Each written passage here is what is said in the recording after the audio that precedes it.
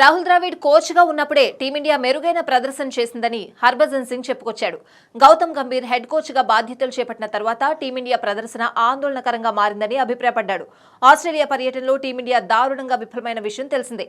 మరోవైపు భారత్ ఘోర పరాజయంతో WTC final అవకాశాలను గల్లంతు చేసుకుంది. టీమిండియా ప్రదర్శనపై తన యూట్యూబ్ ఛానల్ వేదికగా మాట్లాడిన హర్భజన్ సింగ్ ఘాటు వ్యాఖ్యలు చేశాడు.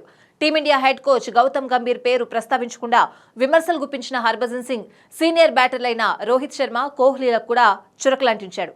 రాహుల్ ద్రావిడ్ హెడ్ కోచ్ గా ఉన్నప్పుడే టీమిండియా మెరుగ్గా ఆడింది. సొంత గడ్డపై ఇంగ్లాండ్తో టెస్ట్ సిరీస్ గెలిచాం. ఆ తర్వాత T20 ప్రపంచ కప్ 2024 సాధించాం. కానీ ఆ తర్వాత అకస్మాత్తుగా భారత జట్టుకు ఏమైందో నాకు అర్థం కావడం లేదు. గత 6 నెలల్లో శ్రీలంక చేతిలో వన్డే సిరీస్ కోల్పోయాం. న్యూజిలాండ్తో సొంత గడ్డపై వైట్ వాష్ కు గురయ్యాం. తాజాగా ఆస్ట్రేలియా చేతిలో 3-1తో సిరీస్ కోల్పోయాం. ఒక్కసారిగా పతనమైనట్లు అనిపిస్తోంది. కోహ్లీ, రోహిత్ ఎవరైనా ఆట కంటే ఎవరూ ముఖ్యం కాదు. కపిల్ దేవ్, అనిల్ కుంబ్లే వంటి మ్యాచ్ విన్నర్లు సైతం జట్టులో చోటు కోల్పోయారు. టీమిండియా సూపర్ స్టార్ సంస్కృతిని వదిలిపెట్టాలి. అభిమన్యు, ఈశ్వరన్, సర్ఫరాజ్ ఖాన్లకు ఒక్క అవకాశం ఇవ్వలేదు. పేరున్న ఆటగాళ్లను కాకుండా బాగా ఆడే ఆటగాళ్లకు అవకాశం ఇవ్వాలి అని హర్భజన్ సింగ్ చెప్పుకొచ్చాడు.